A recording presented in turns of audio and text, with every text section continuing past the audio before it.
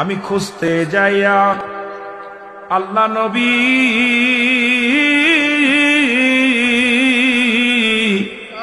সামনে পাইলাম মুর্শিদ ছবিও। আমি খুঁজতে যাইয়া আল্লাহ নবী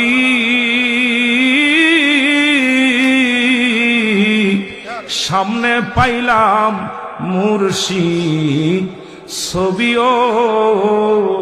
ও সে আমাদের